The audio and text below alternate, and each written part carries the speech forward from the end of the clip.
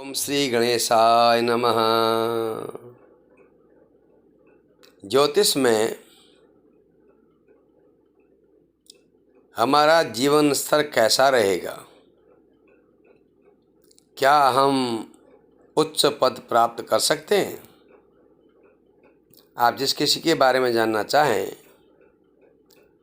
तो उसके लिए हम कुछ सूत्र आपको के सामने रखते हैं, जिनको समझने के बाद आप बड़े आराम से जान सकते हैं। लग्न का मालिक,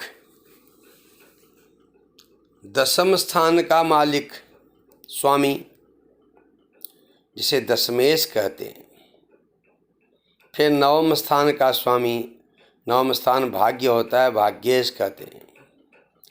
तो अब यह हो गया लग्नेश, दशम स्थान का स्वामी दशमेश और नवम स्थान का स्वामी नवमेश एक साथ होकर के अगर केंद्र में बैठ जाएं, कुंडली में 4 केंद्र स्थान के होते हैं, लग्न, चौथा, 7वां और 10वां, इसको केंद्र स्थान कहते हैं।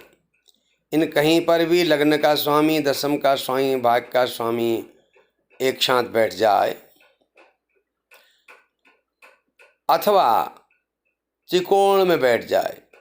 त्रिकोण कहते हैं लग्न, पंचम और नवम भाव को, या अलग अलग होकर के भी केंद्र में बैठ जाएं। मतलब यह लग्न का मालिक, दशम का मालिक और नवम का मालिक तीनों जो हैं केंद्र में हों और अलग अलग बैठे हों, लेकिन एक दूसरे को देखते हों और बलवान भी हों। तो ऐसे जो जातक हैं वह निस्संदेह उच्च पद को प्राप्त करते हैं। अब और एक प्रकार के विशिष्ट योग हम आपको बताते हैं। यदि नवम भाव का स्वामी दशम भाव में हो या दशम भाव का स्वामी नवम भाव में हो, तो अदला बदली हो, नवम भाव का स्वामी दशम में, दशम भाव का स्वामी नवम में हो, तो जातक राजा के समान होता है अथवा राजा ही होता है, अर्थात मंडलाधिकारी भी हो सकता है, जैसे डिप्टी कलेक्टर होता है। ये योग होने से बनता है। IAS, PCS इसमें बन सकते हैं। दूसरा एक अच्छा योग है,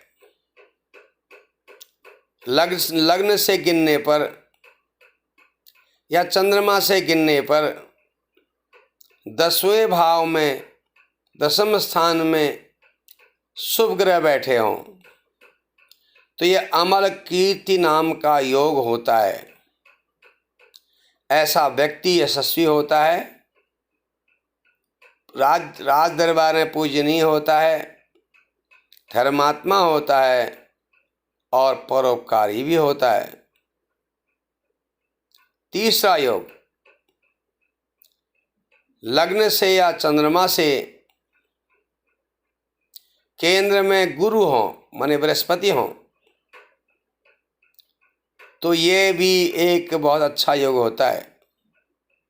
चंद्रमा से केंद्र में गुरु के होने से गजकेसरी योग होता है, और लग्न से केंद्र में होने से गजकेसरी योग से कम नहीं होता, बड़ा प्रभावी योग होता है। ऐसे योग वाला व्यक्ति मेधावी होता है, तेजस्वी होता है, ओजस्वी होता है, गुणवान होता है। चौथा एक विशिष्ट योग है। देखिए, लग्न का स्वामी जिस राशि में बैठा हो, उस राशि का स्वामी फिर जिस राशि में बैठा हो, उसका स्वामी फिर जिस राशि में बैठा हो, अथवा उसका स्वामी जिस नवांश में बैठा हो, उसका स्वामी, ये सब केंद्र में हो लग्न से, या त्रिकोण में हो, या उच्च के हो, तो कल्पद्रुम नाम का योग होता है। एक बार फिर समझें, लग्न जिस राशि में है उसका स्वामी फिर वो जिस राशि में बैठा है उसका स्वामी फिर वो जिसके नवांश में बैठा है उसका स्वामी। 3 बातें हो गई। ये सभी केंद्र में हो लग्न से, या त्रिकोण में हो या उच्च के हो, तो ये ऐश्वर्यवान होने का योग है, दयालु होने का योग है, गुणवान होने का योग है। देखिए ये जो दशम भाव है वो बड़ा महत्वपूर्ण है। नवम भाव भी महत्वपूर्ण है, एकादश भाव भी बहुत ही महत्वपूर्ण होता है। नवम भाव से हमारे भाग्य का विचार होता है और हमारे धर्म का विचार होता है। मुख्यतया नवम भाव का स्वामी अगर दशम में बैठ जाए, दशम का स्वामी दशम में या एकादश में बैठ जाए, या एकादश का स्वामी दशम में बैठ जाए, तो ये कह सकते हैं कि नवम, दशम और एकादश भावों में आपस में अदला बदली होए, या इन भावों के स्वामी इन 3 भावों के अंदर हों, या ऐसे कह सकते हैं नवम भाव का स्वामी एकादश में हो, एकादश भाव का स्वामी दशम में हो, दशम भाव का स्वामी फिर नवम में हो या एकादश में हो। तो कहीं भी हो इस आप इन तीनों भावों में, नवम, दशम और एकादश भावों के स्वामी इन तीनों भावों में कहीं पर हों, तो ये एक प्रबल राजयोग होता है। ऐसे लोग बहुत ही प्रभावशाली होते हैं। अगर ये सब नवम, दशम, एकादश के स्वामियों का